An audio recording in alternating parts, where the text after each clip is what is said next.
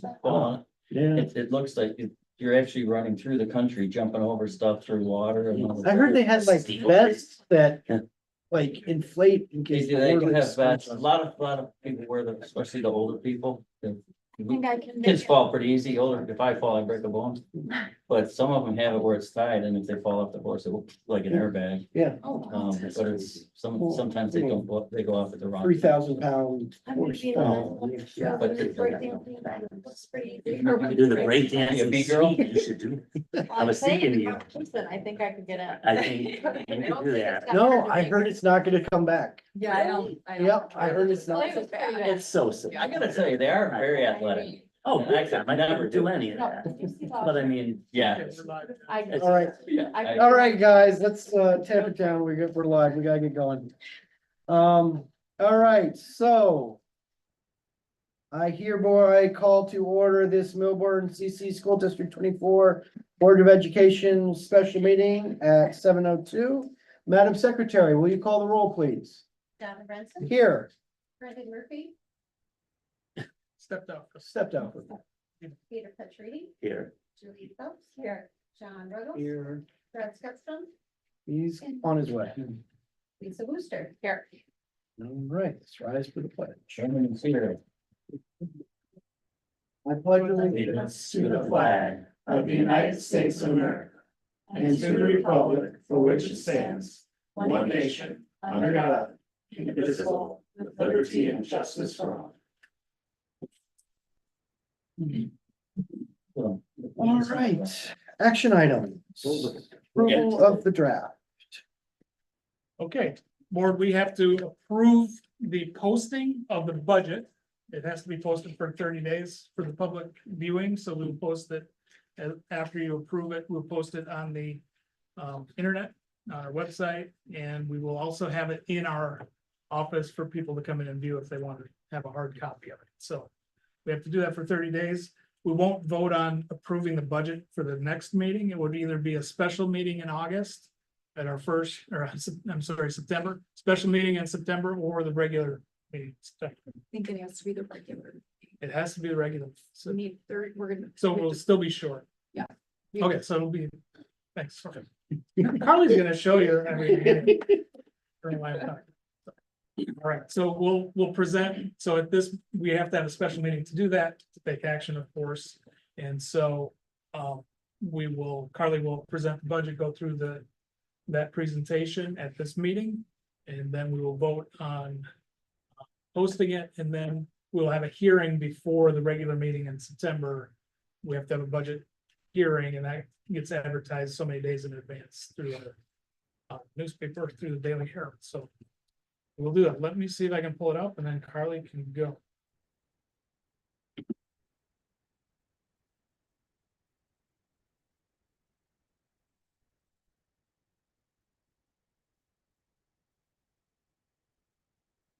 Where would you like to start? I think the budget calendar really quickly. I made it, Since I already botched it up. no, that's okay. So I added a couple rows to the top. This is something that you've all seen a number of times, but I added a couple rows just to point out that this process actually starts in December, January, where we start thinking about how we're going to spend money for the upcoming year. So between September and May, we're, getting information from various stakeholders, the director of buildings and grounds, technology, the building side, the school, meeting the principals, to figure out what we're looking for in terms of supplies and purchase services. And then in June, July, Dr. Linda and I review the tentative budget and present it to you.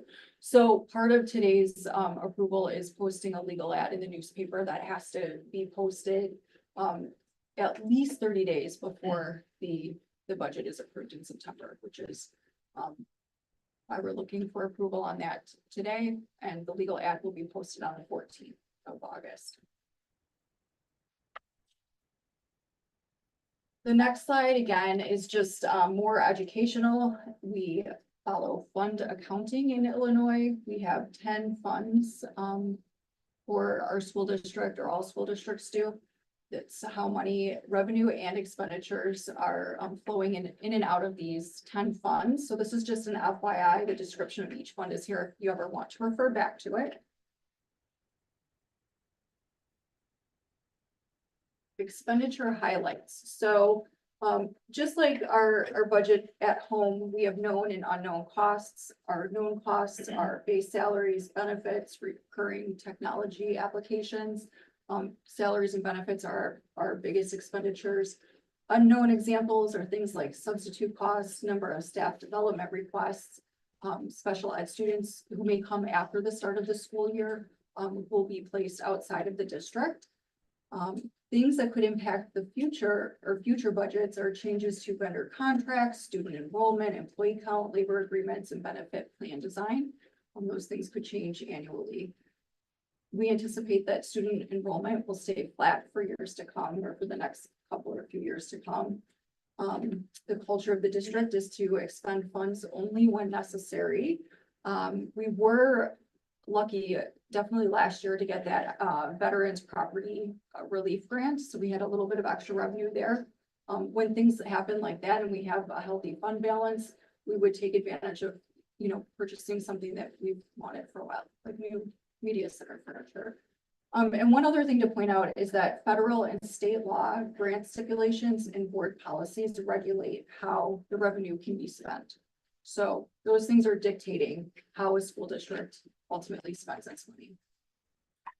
Revenue highlights. So our revenue comes from three sources: federal, which are primarily grants, IDEA, the title grants, state funding, which is evidence-based funding, our transportation reimbursement, and local funding, property taxes, student fees, building rentals. The majority, as we all know, of our revenue comes from property taxes.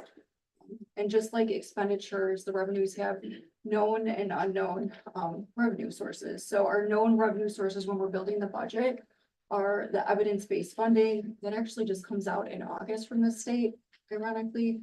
The majority of federal grant dollars we know in the next couple of months will have some rollover dollars from the grants, most likely. Unknown examples are new donations or unforeseen grants. This is just a comparison of fiscal year 24 actual revenue compared to anticipated revenue. So you can see there's a slight decrease there. That's primarily due to interest. We've reached out to the State Bank of the Lakes where we have our money. They're anticipating right now about a 20% decrease in revenue that we would expect to receive this year. However, Dr. Lynn, Steve Johns, and I are meeting with State Bank of the Lakes in the next week or two to start discussing investment options to see if there's a different investment tool versus what we've been using right now, which has been stronger than a typical CD. So right now we have something called a sweep account. It's basically tied to our checking account. Money is sitting in this sweep account with a very high interest rate. I think last year on average, it was over 5.6% each month. We knew by meeting with the bank that we could not get an investment tool that would provide a higher interest rate. So the money stayed there. We received a lot of interest. That likely will change this year. So we'll start looking into different investment options. What's the total difference? I see it broken down by fund, but what would the total be? Do you mean across all 9 funds? Yes, For interest that yes. we'd not be receiving? What's the total loss? Well, there's really no way to say, right? Because last year we thought that interest rates would go down too, and they never did. So baked into this budget, I would say the difference is about, I have this spreadsheet on my desk. I can send you the exact number, but probably about between $150,000 and $200,000. But again, if we're able to find an investment tool with a similar interest rate to what we have now, then No, I'm just going off the projections. yeah. Carly, maybe you said this, but why is there a $600,000 decrease anticipated for next year? Did I miss that? Yeah, so we're not going to get all of the interest. So that's what you're talking about, we're getting less interest. we're getting less interest. It won't be $600,000. Anticipated revenue versus actual. Some of it It goes it up. was you mentioned the grant, Oh, yes. the veterans grant. Yeah, and one grant is fully going away, our ESSER's grant. Yeah, that's right, grant. Those three things are the biggest chunks. Right. So we're losing grant and interest money, So that 600,000 is just grant and interest, pretty pretty much. much, Oh. yes, yeah. Because our property taxes went up. We're collecting more in property taxes. Your property taxes didn't go up, The but our rate, collection in the end fund went up, rate went down, but the total went up, correct? as we saw by a bunch of new families coming in the home. I don't know. Probably not related, but no. Right, I suppose they just had kids coming of age, probably still lived here already. yeah, not a lot of, there's a little bit of turnover in the housing market now, more so this year than last year, but we're not seeing new students like. We're pretty low. For example, we only have 11 new students in the middle school. So. Not a huge influx of new students. A lot of what the families you saw tonight are kindergarten. families. Oh, Good.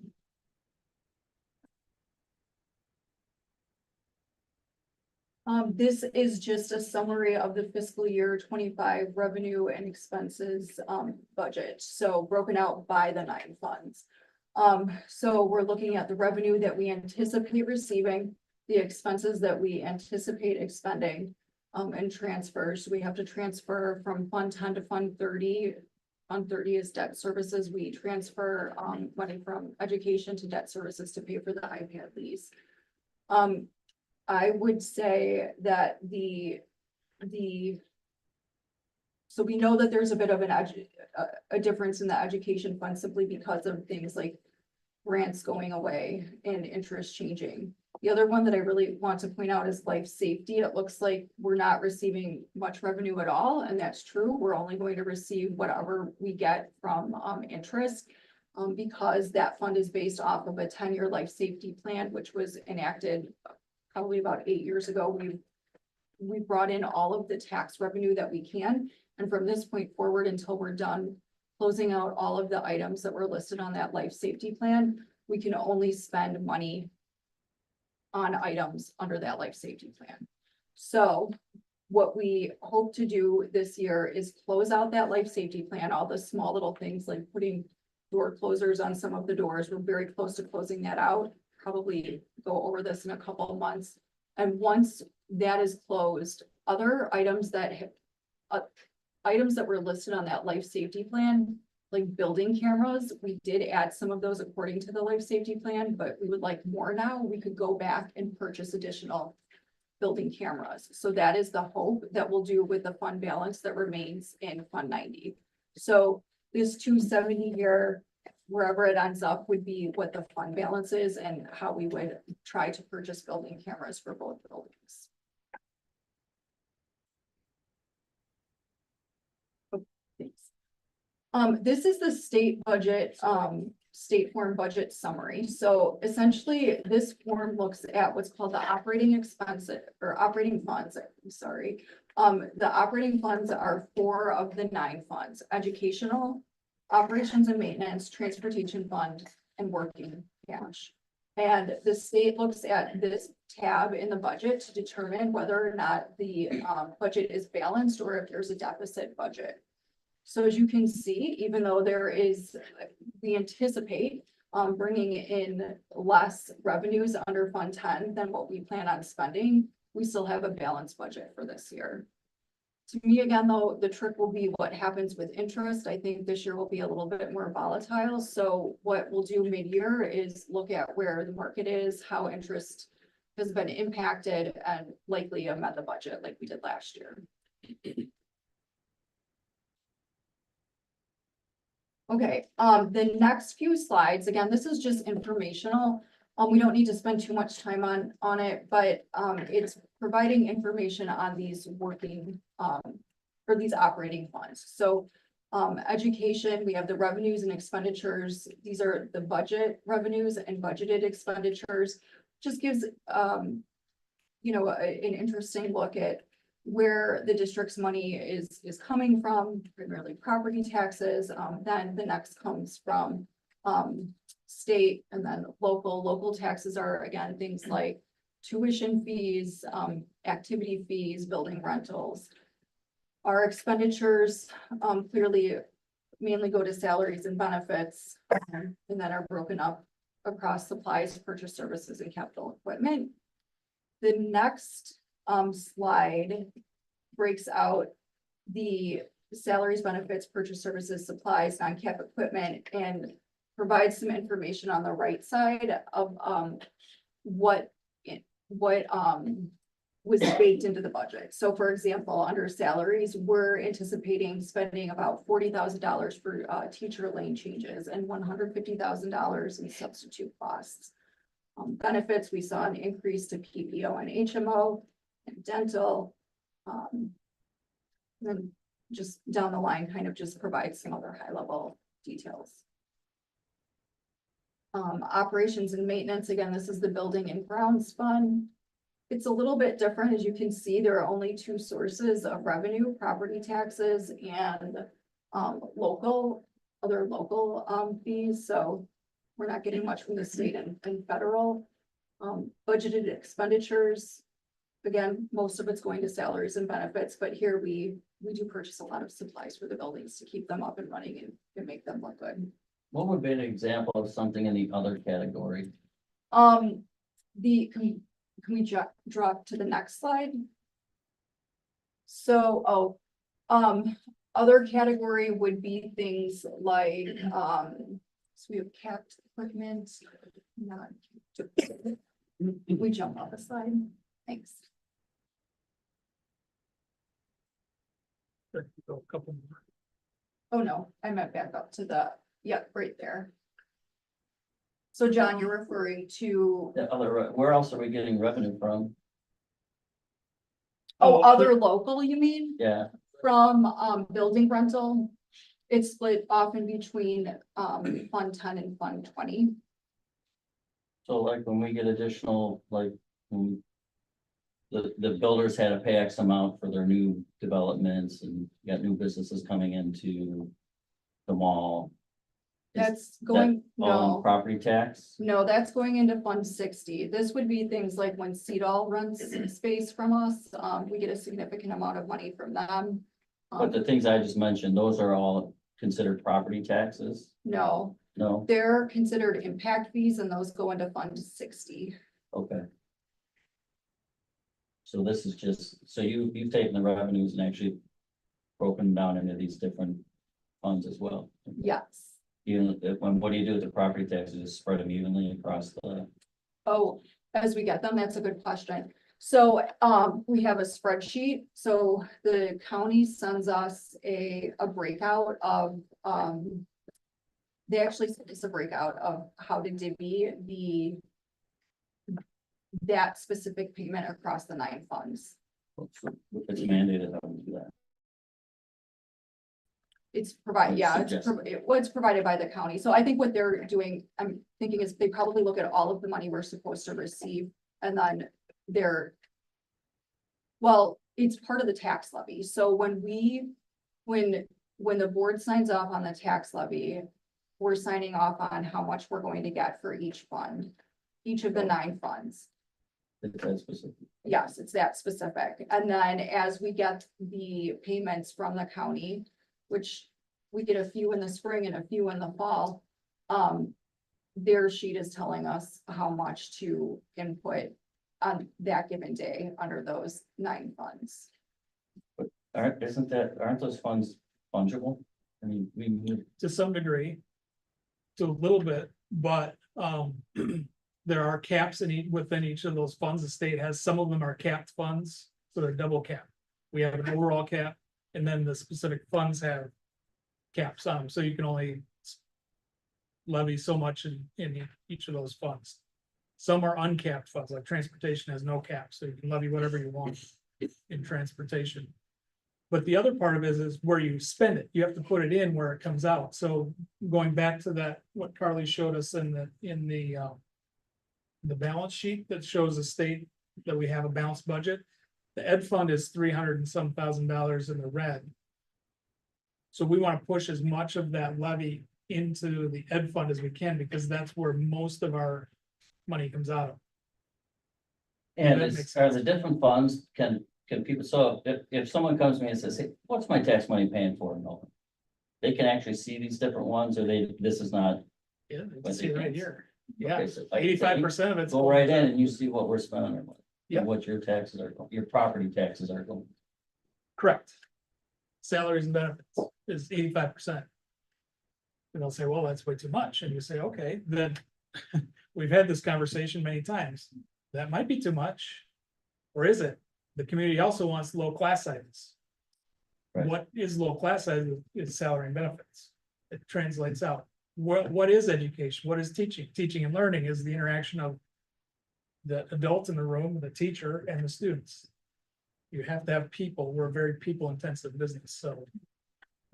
That's why. And then my next follow-up question is just to give you a little bit of fuel for this, is to say, okay, so salary and benefit, are we spending more than our neighbors on salary and benefits? Or should we? Or what would be yours? Are we paying our teachers too much? They'll say, oh, you're paying your teachers too much. So you're paying your superintendent too much. You can say, yeah, I know we are. Or you can say, well, let's look at that and say, do we? Are we higher than the average, or are we spending about what we should be? And some people say, well, I'm paying, you have to be spending way too much money on the school district. This is, called all kinds of names and say, you must be corrupt. Okay, are we spending as a district more than the state average? And the answer is no. So are we overspending, or is this a revenue problem? And if it's a revenue problem, then we can have a conversation once you get them to decide what the problem is. That's just what an exercise that I kind of like going through. And anyone can go in and see this breakdown. Oh, yeah, this is public. So in addition to posting, Multiple sites. yeah, the budget, which is a very lengthy spreadsheet that would not make sense to probably anyone, I post this presentation. But just a couple other things too. When it comes to the 9 funds, there are rules on how the money can be transferred. So for example, with Fund 70 working cash, we can't simply just take money out of working cash and throw it into Fund 10, for example. There's a process, a legal process that needs to be followed that the board has to approve. Some of the funds you can transfer. You can do intertransfer funds like Fund 10, 20, and 40. Those are the 3 funds you can pretty easily transfer through, again with board approval. Fund 90, that's only money that, and Fund 30, debt service, we can only really bring in money for the most part with through property taxes, through the levy. So, I mean, with interest and stuff, we're putting money in there, but there are specific rules on how the money can move across those funds. But anybody can go on and say, look, this year we need a new bus. You can go look at it. We need to buy a new bus, or this year we need a new furniture for the library, or what, they have access to that instead of 100%. just spouting off and saying, hey, you guys are spending Right. too much money. But Right. most people don't want to know. I agree. Right. I agree. It's okay. We can, I may regret saying this, but I'm going to say it. We can run crazy reports in our finance system that drill down to whatever level someone would want to see. So It's all public information. right. And we are happy to talk to people about it. I agree. Mind-numbing detail. Because it's fun for me and it's fun for Carter. I like it too. Because Yeah. the fear is always, okay, we got a big tax cut. How long until we're back to where we were? Yeah. And 3 years. That's usually what people are gonna have. Yeah, went down 2,000 this year, but in 3 years, we're gonna be back where we were +2. That's Correct. always the fear.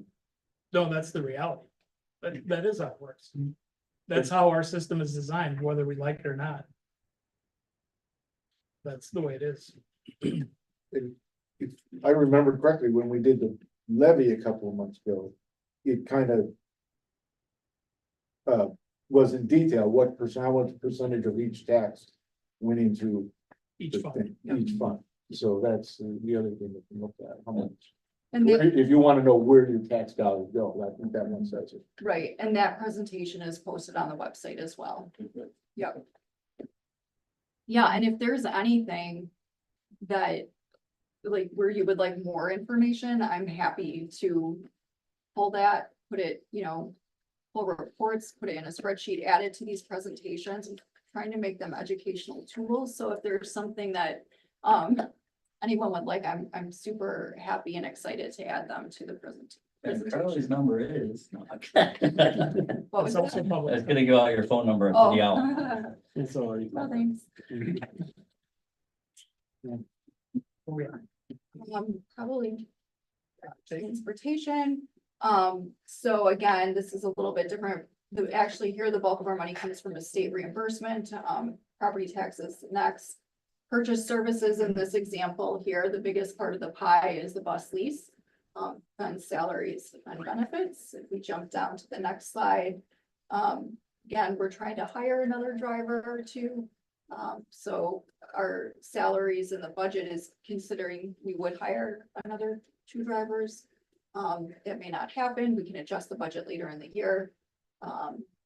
We have, under purchase services, we have a reduced need for cabs this year. We have less out of district special ed students and homeless students. So that has decreased, purchase services. Or actually. It went up though because of the bus lease, but if the bus lease was the same, that actually would have decreased a little bit. And then the next slide is just working cash. And again, there are no pie charts here simply because it's money that we only have going in. We cannot purchase things directly out of the working cash fund. We're anticipating just over $65,000 from property taxes.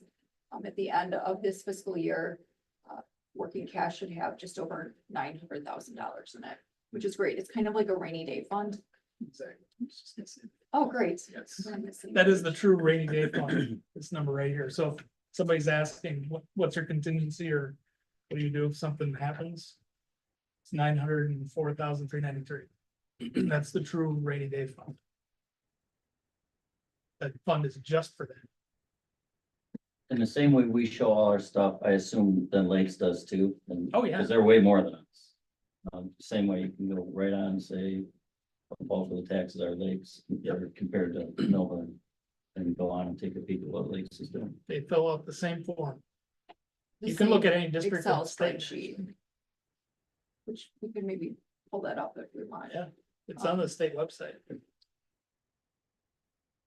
Yes, districts would be required to post the Excel spreadsheet. I think where districts are different are the extra, the presentations or documents that go along with it. Remaining funds. I don't think we need to spend too much time on these, but these are the remaining 5 funds that we didn't cover, the 5 funds outside of the operating funds. And just basically how the money is spent and why. Under debt, you'll see that our actual expenditure in fiscal year 24 was 5.6 million. This year, the anticipated debt is 148,000, and it's simply because the middle school bond was paid off. That's why the taxes went down. Long time in coming. All right, and so essentially the fiscal year 25 budget, it's trying to capture the following things. Our goal is to attract and retain quality staff in all areas. So as Dr. Lind was saying, that comes with the salary. The benefits are fully covered for employee only coverage. Employee only coverage. We are purchasing a new phonics curriculum at the elementary school. Potentially thinking of replacing the elementary school east gym floor. If we do that, we would utilize the school maintenance project grant that we get from the state. That's that $50,000 matching grant. We'll look into that later in the year when the grant becomes available. We're looking into adding additional interior and exterior cameras to both schools and replacing our lovely old copiers. We have a total of 5, 3 here and 2 at the middle school. And then I think the last slide, future project considerations. So this budget is aligning with the district's current long-range financial plan of what we know today. So today we know that parents prefer small class sizes. This year we have a new math curriculum at all grade levels, a new phonics curriculum at the elementary school. We want to maintain buildings that we're proud to be in. During fiscal year 24, Millburn's architect completed a comprehensive facilities assessment. They created a 10-year building and grounds plan. So this year, interested parties, including staff and the board, will work through prioritizing these larger scale plans so that we can really start to bake that into budget projections. And that is it. It's a lot. Any questions? So we have a couple more board meetings before this is approved. Please feel free to look at the spreadsheet that will be posted tomorrow. And we can continue working through questions over the next couple of board meetings.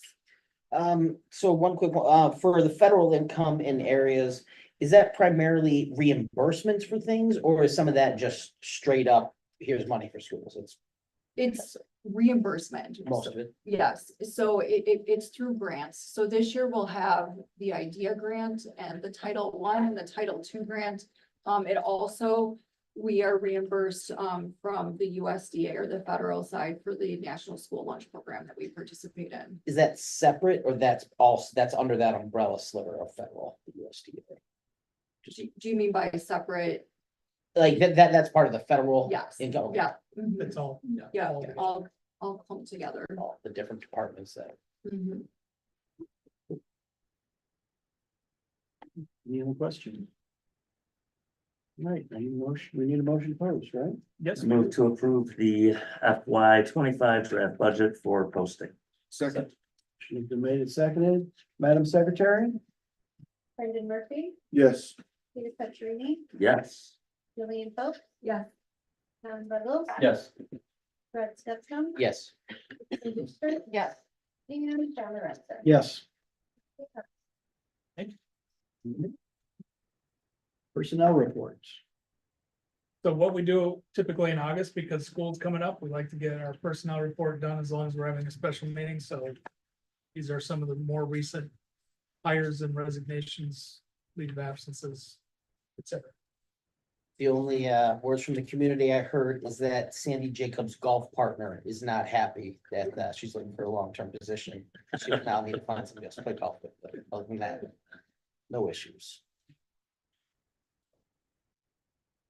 We have an assignment for her already. What's that? Yeah, it's a long-term. Yeah, we're signing her back up. Do we have an assignment for her? Yeah, yeah.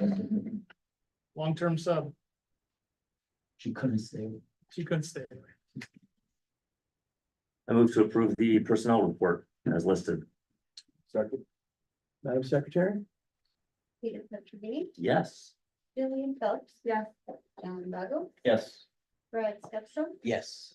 Lisa Booster, Yes. John Lorenzo, Yes. and Brendan Murphy. Yes. All right. I need a motion to adjourn Move to from. adjourn. special session. All in favor? Aye. All right. Hereby called to order the regular meeting at 7:35. We don't need, we don't need to adjourn. No. So, public comments. Do we have any public comments, Madam Secretary? We do not. All right. All right, addition of any information or discussion items, anything we missed? No, but Jason, I didn't get to ask her, are we fully staffed, by the way, with teachers, we're all good? Are we good? Are we fully staffed with teachers? I believe so. For a long term. 35 on Monday evening. Long term, yeah, that's it. Long term for care services. Can we add a discussion on posting the agenda on the website?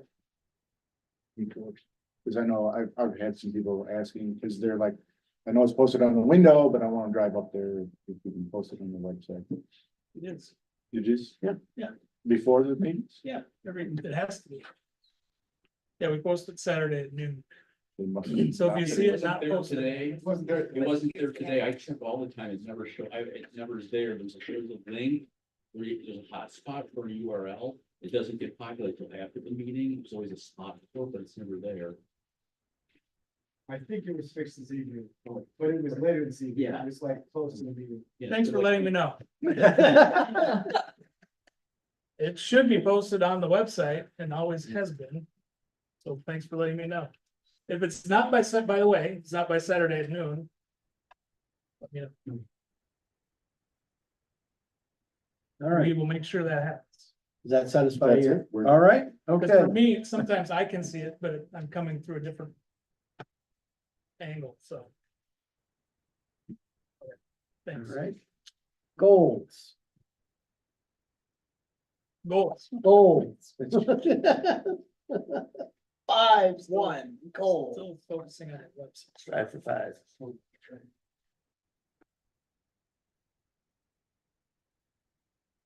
Okay. So I compiled some goals and put them a little bit more concise. We've been talking a lot about goals this summer and through last year through our strategic planning exercises, the focus groups, the thought exchanges, input. And here's where I think we are. So I want to make sure that the board is in line with this. So we're talking about academic success. Why, the reason why we exist, and I will say this over and over again, ultimately is for academics. We're not there's no other reason for the community to pool its resources and provide them for the school other than, and this, most importantly, academics. I mean, that is why we're here. We are not a camp. We are not a, trying to think of an Olympic training facility. This is, we are here for academics primarily. That does not mean we're not focused on the whole child and have other goals in mind, but that is our primary goal. So we have always had an academic goal, and I anticipate that we always will because it's primary to our mission. For better or for worse, that's what I believe I hear and what I am reflecting up here. So students will continue to increase the rate of learning in ELA and math assessments as measured by NWEA and MAP on the condition, using the conditional growth index. So we are measuring all students' growth. In the past, I had mentioned this last year, we shifted to a growth model versus an achievement model. So in the past, we would say we'd set a bar and say, okay, how many kids can we get to do this? So we said push-ups. We want all of our kids to do 50 push-ups. How many kids can we get to do 50 push-ups? Well, some can already do 50 or 100. Are they growing? And some can do 10 and may never get to 50, but they went from 10 to 20. That felt not right. And that we're not having success with those kids. So this conditional growth index is measured by how every student is growing based on what they're expected to grow on the MAP test. And that test gives us that information. Of course, it's a snapshot in time. It's when you drill down to individual kids, we get information from it. It's just information, and I'm looking at trends over time to determine, are we headed in the right direction? So is that just year over year, or is that, Fall to spring. okay, so, We could do spring to spring or fall to fall well, I'm or thinking even over the course of 3 years, because you could go grow, then not grow, then grow. And over the course of 3 years, you could have huge growth once or huge down. You follow what I'm saying? yeah, for sure. What I couldn't do is have it modeled out. I can do it by hand, but it won't model it out, I don't believe, in the system. Because so many kids, it's a different group of children each year. So we have a certain percentage of our kids are coming and going over a 3-year span.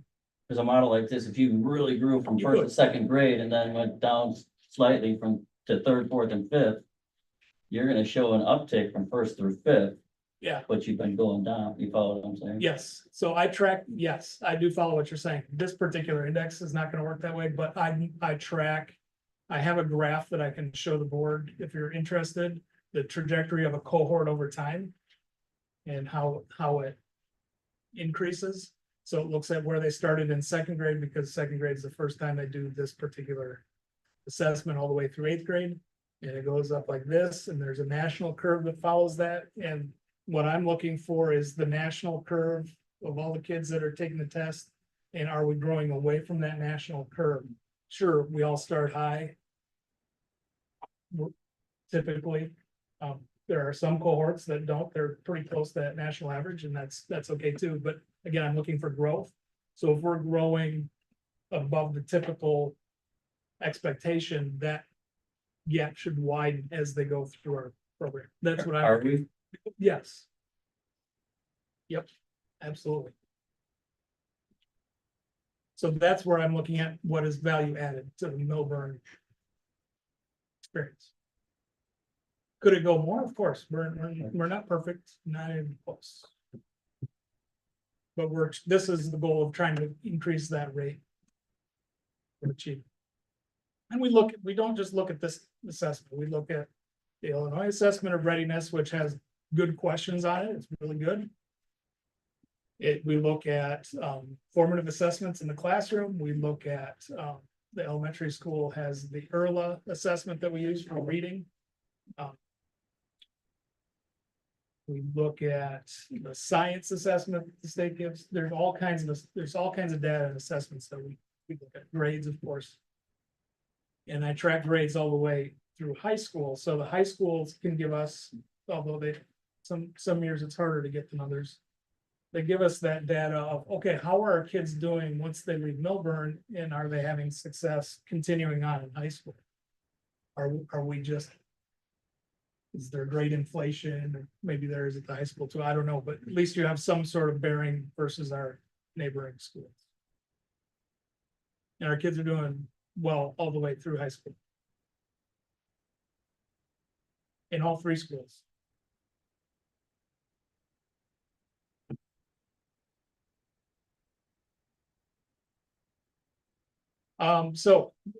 Action plan, some of the strategies we're using to increase this rate this year is to implement a new K-8 math curriculum, which we talked about last year. So last year we had pilots that the board approved, and then we approved the expenditure of the new curriculum, and now we are into the implementation phase. Now we got to get to work and start training our teachers, and that starts next week.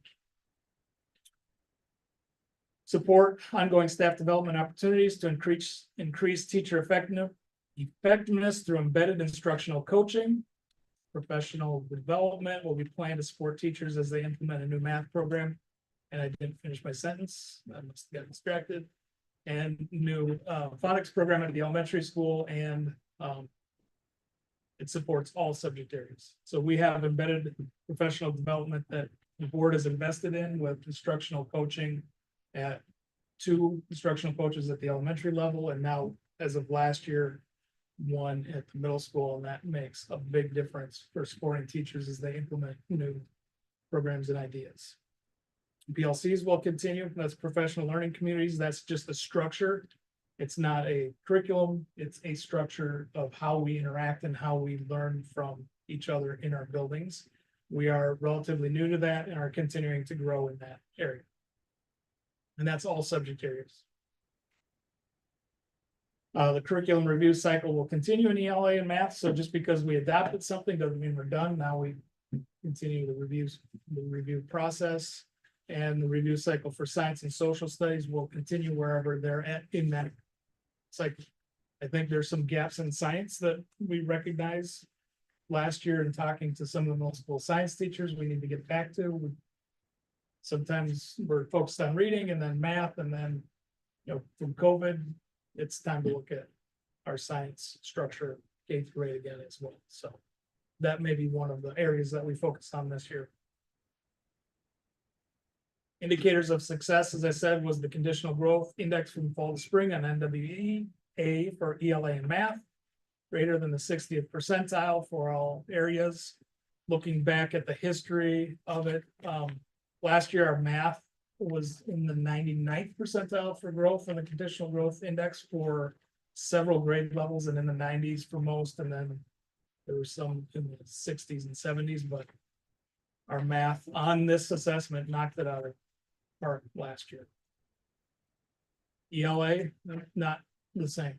So we're gonna look at why that is, and we had these conversations in the spring a couple of different times, and we will continue to look at what this is measuring and why it is. Maybe we don't care and this is a bad idea because we're teaching, this is just not measuring what we're trying to teach kids.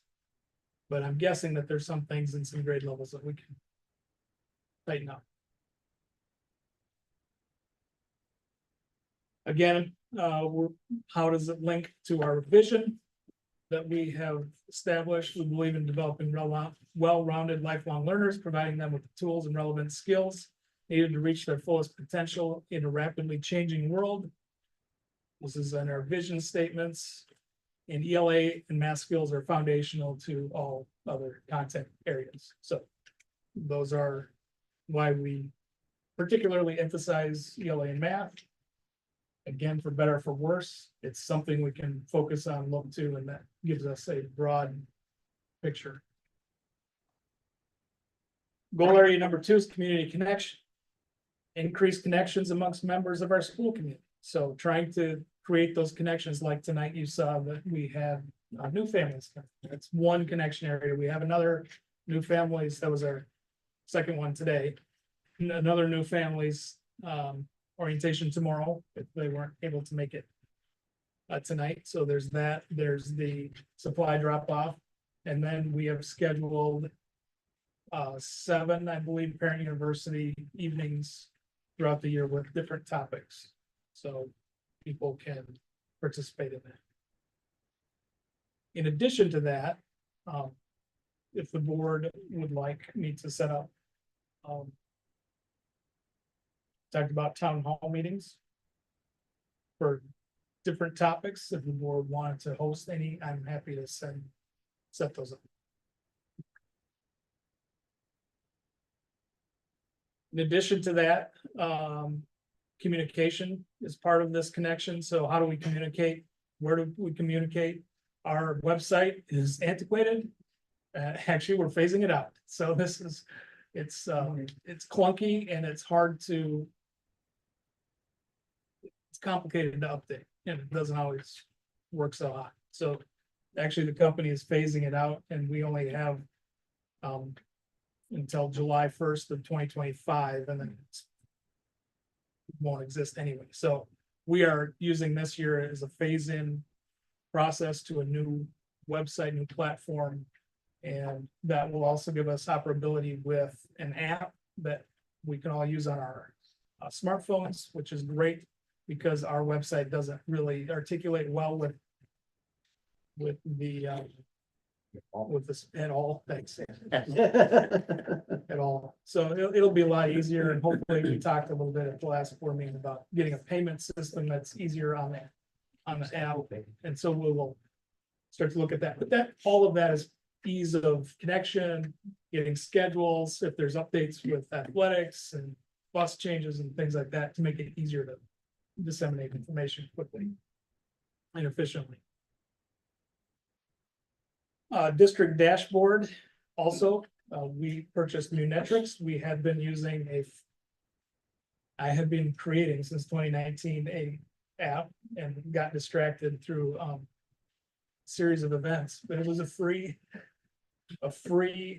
system. And then last year they started charging us, and it takes too much work to continue to update that. So and it didn't have very good operability. So we're looking at a new dashboard system that will give us a lot of operability. There'll also be some data warehousing for our students that we've been looking at for a long time. We've tried many different ones over the years that have not worked, that just don't work with our system real well, don't communicate. And it's been very frustrating, but hopefully that's one that we can get up and running, which will put some of this. If you want to look at comparables with other school districts, it's already there. You can look at that today. So what's your expenditure per student in the education? And all of Lake County school, boom. If you want to just pick a nice small cohort to compare expenditures and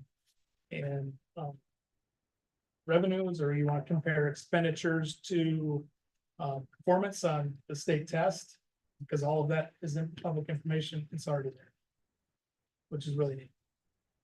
It goes quick.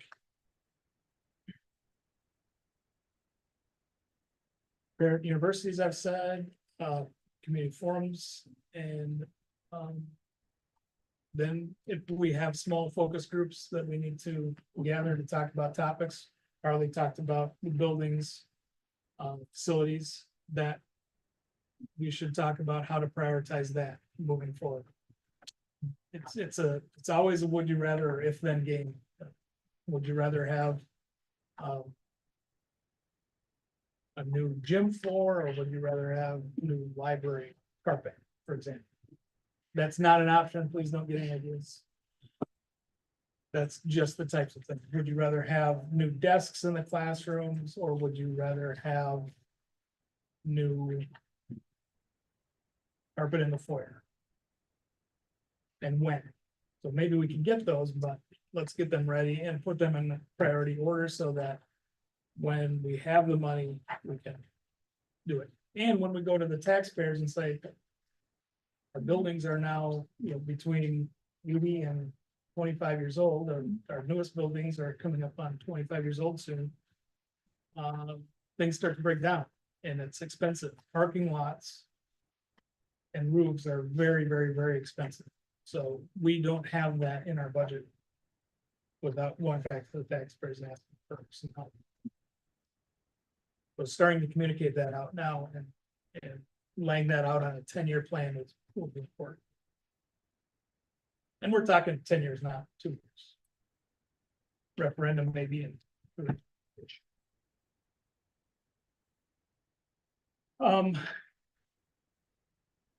Rationale linked to the strategic plan, we promote honest and open communication and active participation across stakeholder groups, ensuring individuals doing the job are the key element of the decision-making process. That doesn't mean any of us get to make the decision just because it's our job. I don't get to make the final decision on the desk that I get to work on, even though it impacts me every day. That's also within a context. So that depends on what type of decision it is and the level of impact it might have. We honor all relationships. A connected community is foundational to the well-being of all members of the community and has a positive impact on student outcomes. So the greater that the adults in the community can focus and get together and collaborate, the better off our kids will be. Communication between the school and parents was a frequent topic of concern during the strategic planning process. It came up a lot in the thought exchange. And in the focus groups said, yeah, we love your school, but it'd be nice if we could get easier access on our phones, because as we know, the way, like it or not, the lifestyle that we lead when our kids are out at sports, we're on our phone, not at our computer. And that's when we might have time to check the lunch menu for tomorrow. Okay, and our final topic or goal area is outstanding facilities and stable finances. We are in the strongest financial position that Milburn has ever been in its entirety. It's great.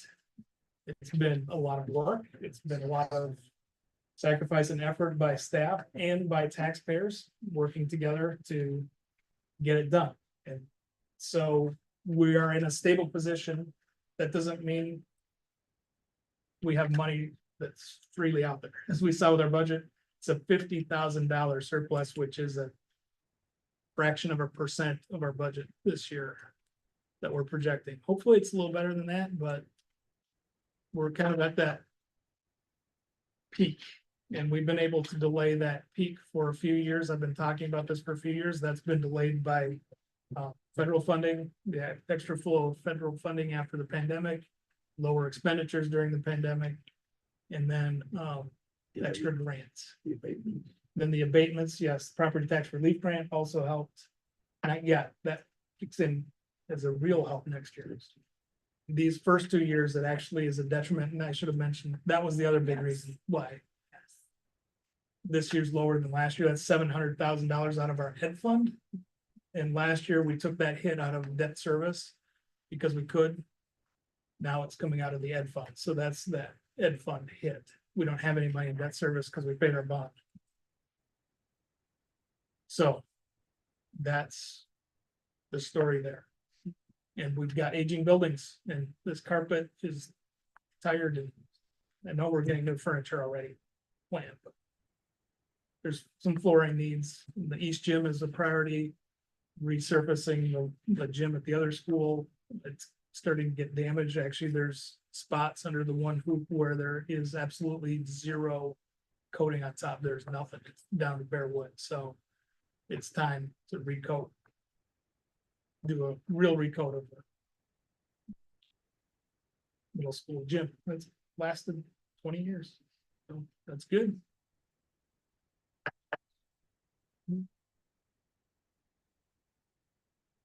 Anything that I'm missing?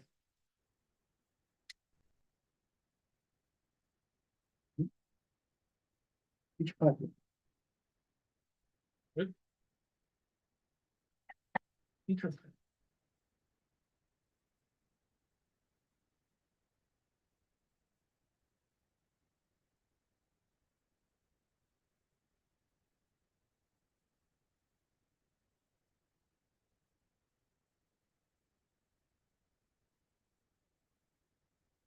Okay. So we talked briefly earlier in this, I think it was in June, did it come up in June? I think it was June meeting about the teacher pipeline and not specifically about teacher pipeline, but could we give an incentive in the form of a stipend to student teachers? Because student teachers are paying tuition for college and they're not working during that time period. So I did a little bit more research after that. Just went through the general challenges that we have with teaching. There is a general shortage across the nation currently of teachers, so that is a problem, and that does impact Millburn and the number of applicants that we get for each job.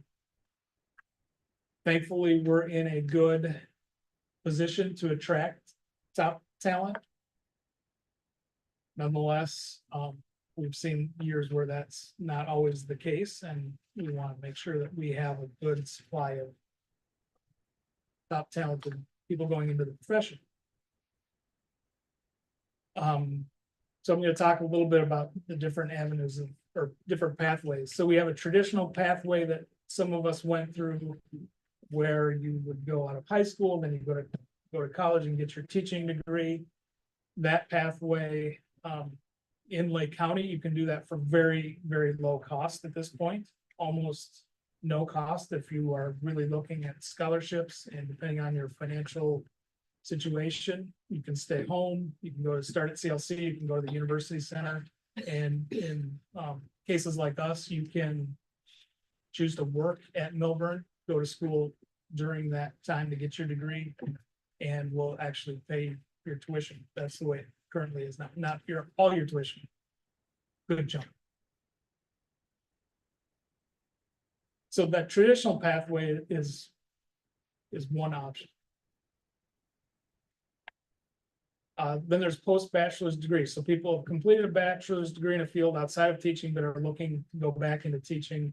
Maybe they've worked a few years and realized that this is not passion for their job, and they want to go into teaching because they want to make a difference in their community and in kids' lives.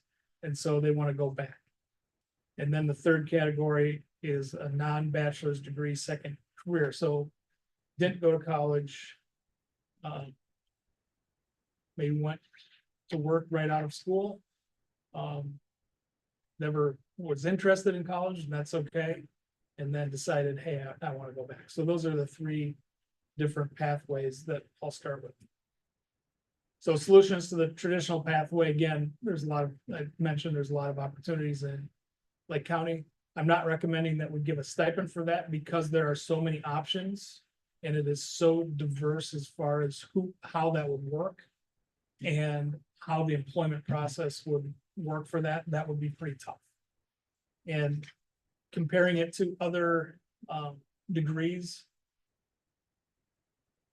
other internships, very few kids get paid internships while they're in college, and this would be while they're actually in a semester during that time in college. I know my kids are not getting paid during the school year. In the summertime internships, that's a totally different story, but that's, they're not. It does not exist very often during the school year, so I don't think we should focus on that just because it's, that one's more complicated. So my recommendation is put that one aside for, at least for now in this environment. Post bachelors. So this is a fun one. I talked to National Lewis last Friday, finally set up, was able to meet with them, set up a plan. And they have, and this is a state, so other colleges have it too, I just happen to meet with National Lewis, so there might be other colleges and universities that we can work with. If you already have a bachelor's degree, there's an alternative license pathway where you would get hired by the district. Let's say we decided that someone was interested in teaching, we had a third grade opening here. Maybe somebody has either been subbing or we just know them, or they interview for the job and they're outstanding and we think they'd be a great teacher. They just don't have the certification. They can get hired by the district as a full-time teacher and then go to school on summer and evenings and weekends probably. Be a lot of hard work, but they can get their certificate over the course of 2 years. And over that time, they're getting paid a full teacher salary with no breaks for student teaching. The student teaching's embedded. That's a great program, I think, for that scenario. Do those 2 years count as their time? Yeah, they're full-time teachers. So they start at normal starting teacher rate. Correct. They have a bachelor, so they start at bachelor step 1. By the time they're done, they're at master's step 3. Mhm. Right? Mhm. That's great. Anybody interested in teaching?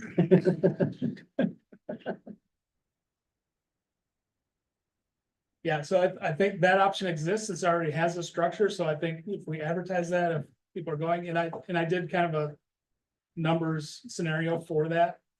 So if you start, and National Lewis is very expensive. It's a private school, but they're well known for their educational school. It's $700 per credit in a 36 credit program. That's a lot of money, but they're offering a 20% discount. Milburn reimburses for $250 per credit. So if you're starting salary for next year, this upcoming year, BA step 1 is $46,392. And then you're going to be getting your credits as you go. So halfway through the year, we still do halfway through the year, just one now. Is there As one? long as it's in by Yeah. January 3. So we allow teachers, if they're getting schooling, to take a step halfway through the school year. So January 1st, then they go up to 47,843. And then the next year they would start at step 2 and so on and so forth. And the total cost of tuition, after you take out the discounts and the reimbursements, would be $11,160. Total salary for the teacher, $99,823. In addition to that, we would pay each year full individual health benefits and then other fringe benefits. And then they would start on that third year at a salary of $59,000. That's on today's dollars an hour ish. We haven't gotten to that third year contract. I just did a 3% for all those people calculating. No promises, just using numbers. It was nice and even. So that's I think that's a great program, and we should let people know about that. How long will they be obligated to work at Milburn after that? 1 year, past That's whatever. What's the filtering mechanism for people who want in? We would have to hire them, so they would have to be hired. They And I- could be anybody with no experience. They just got a bachelor's. I want to be a teacher. Correct. Pop you in, here you go. Here's a classroom full of kids. We don't know any. Like, I feel like there's gotta be Well- some filter there that. You know what I mean? Then Jake There's don't just a hire hire. anybody off the street. Yeah. You know, it's an interview process. Maybe part of like the new teacher training, Yeah, all that, yeah. stuff, the PLC, like, yeah, I mean, I think that. But there's no like, here's a month with somebody, it's, here you go. Yeah, Gotta put our 3 instructional coaches to work. best way to learn, yeah, I mean, they'd have, so our interview process would. Have to be pretty robust. yeah, yeah, You want somebody who knows, you'd feel safe with kids in the classroom, that are gonna teach kids that first year. mhm, But there's a mentoring process that goes with that. There's still embedded in that student, or not student teaching, but observation hours. And. Good. Coaching, and so it's a little bit more complicated. But it is a way if. If there's somebody who has that interest to get into. the program. And if after a year, if we say, no. This isn't working out. Then we let them go, and they wouldn't owe us tuition at that point, that would be our loss, that's our risk. So if we let somebody go after that first year, we don't make people pay back the tuition. If they go, if they do the program for 2 years and then go to Waukegan because they're making so much money over there, then we would have them pay the last year's tuition. Just the reimbursement. I can't remember if it's ISU or Southern Illinois University, they hire them as a parapro. And so then you still are in the classroom with a certified teacher, and That's it's nice. generally more Midpoint. higher need classrooms. So that'll have that parapro. That would be option. Oh, sorry. Funny, that was perfect, perfect transition. Can it be any grade? Is it typically all- Yes. From Illinois standpoint, but there has to be a program available for the middle grades, and there isn't right now, because there's not enough interest. So if we were to do this, it would be for elementary only. Currently, National Louis only has an elementary cohort going. But if we had enough people interested. Look, but we would never, Milburn's too small, we wouldn't have enough openings. But if there was 3 or 4, like Lakeville had one, and Waukegan had one. Gurney had one, and we had one. Then they would run the program. But what would make someone want to do that? I'm not being, Well, I've had friends go, so it's I mean, similar. typically, if you have a bachelor's degree, and we all know those teachers are underpaid, they just are. You're probably making more. Or you're unemployed. And then you just go. Okay, I want to be a teacher. it's more than the money. Because usually it's for the. Not passion, about the money. Right, Yeah. so. Maybe that's why we're not getting a lot of involvement in a program like that, you know what I'm saying? Sure. Maybe they worked at a private school that can require a degree. Yeah, like a charter or something like that. That would be, okay. Yeah. Yeah. There's a, yeah, but if they wanna be in the public school, cause public schools offer a little bit more than sometimes a private school. I mean, you go into teaching for the passion, you Right. go in for different types of rewards than monetary. So probably most of these people are gonna be. Kind of fresh out of college over a few years, it's not like someone who's 10 years out It's of. not great, it could be a substitute, it could be someone that's like a local tutor, or someone and like, I really would love to make this like my actual career. Depends on the passion and where they're at in their season of life. We've had people in Milburn start in their 40s. Yeah, a teacher started in their 50s, second career, if you want to do it. It's awesome, it's like, because they come with such a plethora of knowledge and experience, and then they can give that to the students, and like, they actually make it a more robust curriculum and discussions in the classroom, like.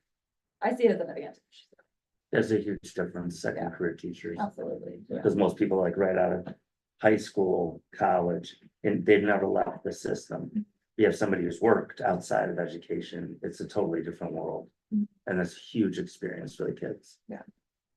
I mean, I'm asking because if we're gonna like push this program out there, we need really a target audience. Yeah. A target group. To push it for.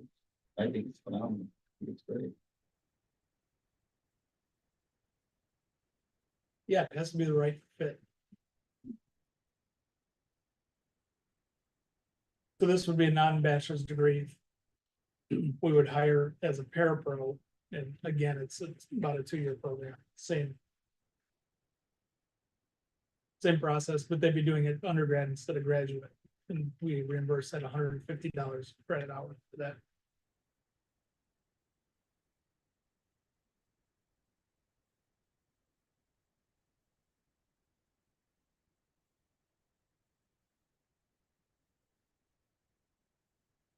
So the general, or we can pay a general stipend, and I know. I looked at some, and I think I mentioned this last time. Rockford has a program. But they have.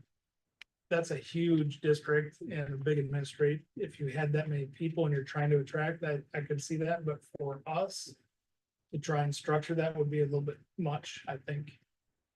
And there's. In Lake County, we have pretty good access to colleges and. Universities that we can. Kind of tag on to what's already there. I'd like to explore what's already there first, and maybe we do this. Who knows what the future is gonna bring? We just don't know. But, that's where I'm suggesting that we start is pushing the. Programs like National Lewis. Partnering with them if we can find somebody to do it or need somebody. This year, there are no openings at this point. But if we did, then. Maybe even somebody who's been subbing for us for a while, who had their college degree, but. Just needs a little nudge to get back into teaching or to go full time. That I could see that happening and being a nice fit. I appreciate the work you did into making the presentation, reaching out to National Lewis. I did a year at National Lewis back when they had an Evanston campus, 24 years ago, so. Me too. School too. I went to Evanston every Wednesday. Well. Okay. So spread the word to anybody that you think might. Match this or need this or want this. We probably will have, are we gonna have a paraprofessional opening? No. Are we good, Adam? Do we have any paraprofessional openings right now? Just the long term. At the moment, that can change any.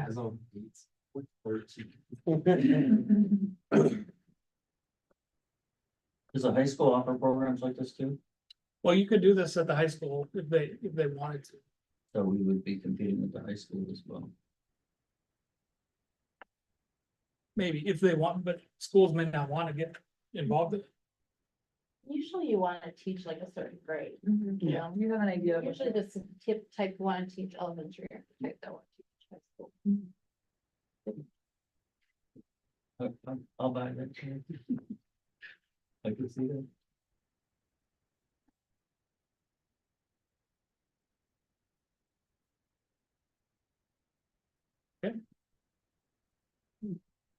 Future agenda items, FY 25 budget. Yep. All right, We can talk about the budget as long as you want, but for the next two meetings, and then if there's any adjustments. Like last year, Carly will come back and say, well, we need to adjust this because we learned something new. Which happens every week, it seems like. Sometimes good, sometimes not so much. Title IX policy updates. So just wanted to give the board a heads up, there's Title IX laws changed in the spring that went into effect August 1st. A lot of it has to do with training for staff, so we are doing the training. I just want the board to know we're doing the training. There's different roles and responsibilities that have to have specific training. Our attorneys are going to come out and do that for the administrative team.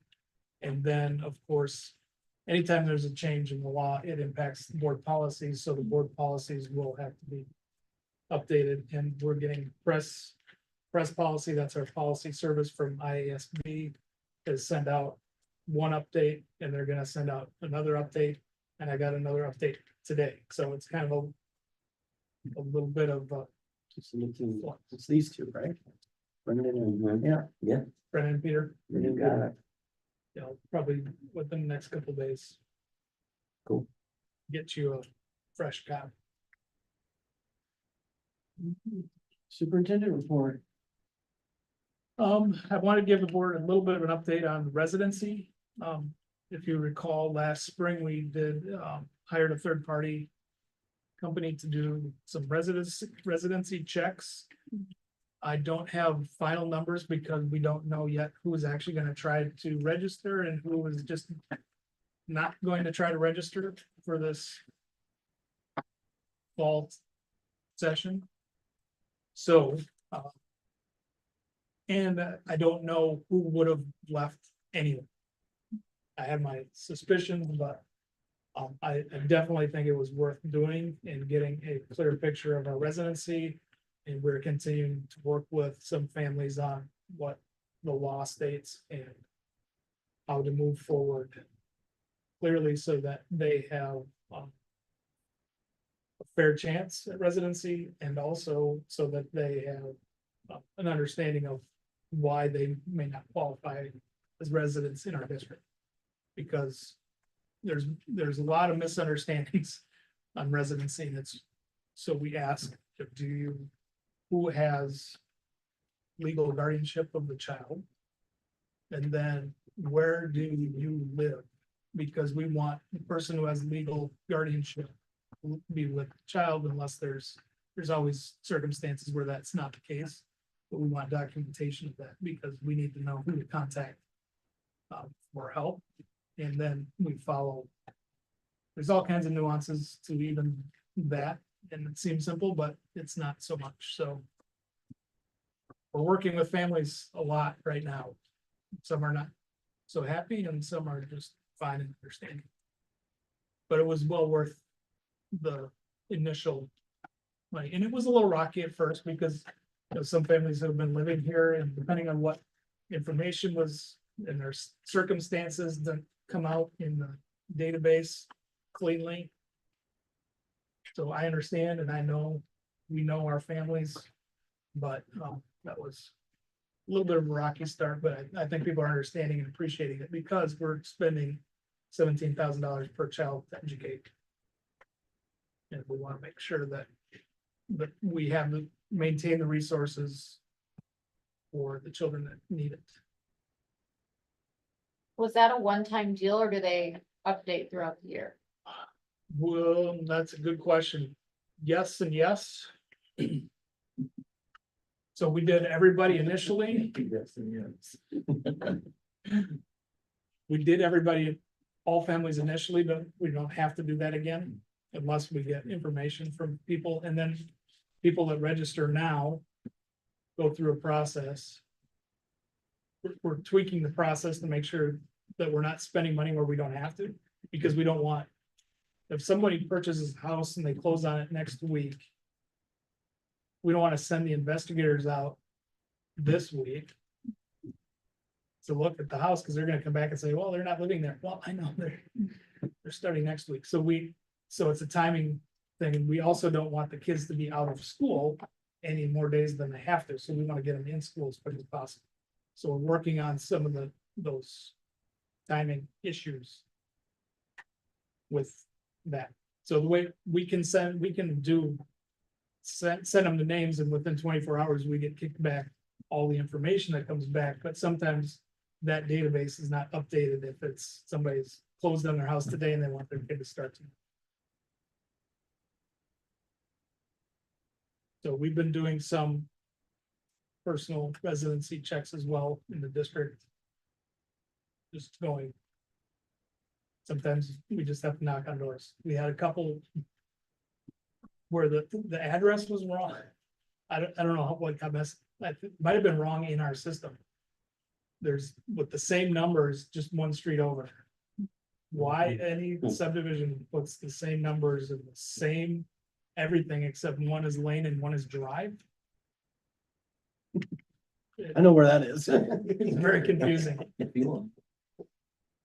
So that was one of the issues, and we're not trying to harass people, or we're just like, hey, we just want to know. Are you living? Just a little unrelated, but when you said before that there's 11 new students in middle school, is that just new families, or is that a net like more Oh. graduated or more came in from fifth grade No, than that's- graduated eighth. That's just new families new to our district this year. So we may have lost 20 enrollment. So even though there's 11 new families, there could be less kids in the school because Correct. there were more people in eighth grade than there were in fifth last year. Correct. Is that the case? I don't, There were more that graduated last year that came in sixth grade this year. So overall, So in the middle overall, it's schools, smaller. So there's the 11 new students to the district, but then there could have been also, I don't know this number, 8 families that moved out. So the 11 that moved in and the 8 that moved out would almost be a wash. And then more graduated eighth and graduated fifth. So we have overall less students in middle school. definitely. That, for sure, we're gonna have that this year. In addition to that, we have fewer CEDAL classes at the middle school this year. Yes, correct. There's one class and there's 5 students in that, currently in that. class. Versus 3 or 4, we had 4 classes last year with between 5 and 10 kids. So the enrollment at the middle school will be down this year. Elementary. Kindergarten is looking pretty high. Yeah. I could just say my perspective of based on students. I think so. I didn't hear that at all. What'd you say? But the net gain of students at the elementary building. Yep. Which always fluctuate, but we've been around as a district, we've been pretty steady at 1,100 for 4 or 5 years now. You know, it bounces up to 1,150, 1050, 11, somewhere in there, so. Been pretty stable, which is actually nice, it helps with planning. Now, I wish they all came in nice little groups of 17 or 18. But we're always working with that to make sure that our class size are low. New teachers started today. I don't know. I was telling this to everybody. Fred came and introduced himself and 11 new teachers starting today. Plus we have 2 maternity leaves. So it was a lot of comings and goings, which is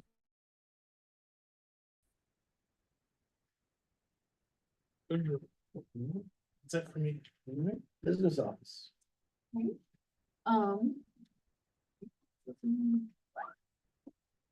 So this past week, we use Arbor Management, for our food service management company.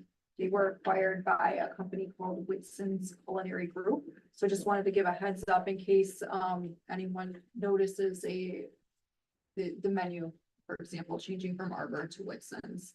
According to Whitson, there will be no difference in the day-to-day administration, so it should be seamless, but there could just be a name change on some of the communications from the food service company. Site-based expenditure reporting, we're required to do this every year, submit our expenditure data to the state, broken out by the building level, and it provides us with an expenditure amount per pupil. That was submitted this past week. So the table in this report is showing the expenditure per pupil in fiscal year 24 for the middle school and the elementary school. I think this eventually goes to the school report card as well. And also submitted, I believe last week was the transportation claim. So we have to submit all of our expenditures in fiscal year 24 to the state so that they can determine what our reimbursement will be. We'll receive that throughout fiscal year 25. So the district's estimated reimbursement is just over $651,000 for regular transportation and just over $315 for special ed transportation. One thing to note here, though, is even though when this form is completed and these numbers are given, there's no guarantee that the state will give school districts that exact amount. It's based on how the state did in a given year and how much they're able to allocate to school districts. So it's subject to change throughout the year. but last year we received. So that's excellent. And that is it. That's just the budget calendar again. Any board reports? You want to do anything fun the last? I have a handful of things here on my list. I know, crazy, right? I attended the handbook meeting, so that's one thing. Not many people there, but good process nonetheless. Then I have the ISB advocacy panel. The big topic that they're pushing for now is eliminating tier 2 retirement for teachers. So if you started teaching before 2010, you're in tier 1, and tier 2 is not very good. And there's now more teachers in tier 2 than tier 1. So it's a big push on ISB, that ISB is having their school boards try and push legislators to reverse it. It was seen as like an underhanded thing because it was pushed through quickly in like the middle of the night deal sort of thing. It makes you work for longer, don't get as good of benefits sort of thing. So if you have teachers ask about it, or that's something that not just our board, but the boards all over Illinois are pushing for. CEDAW has a bunch of stuff going on. They are 95% teacher staffed and 97% parapro staffed as of last week. They had a handful of fundraisers going on, just a basic 5K, $35 a person, the golf outing for, I don't look at prices for golf because that's not my thing. And then they have a nice little $125, if you're looking for a good date night for good cause at the Lehman Mansion, where Frank Valley and the Four Tops are going to be there. So that could be a nice way to support with the cause. I hate to ask teachers to put in their money if they wanted to get like a Milburn cadre together for the 5K or something, just to show support.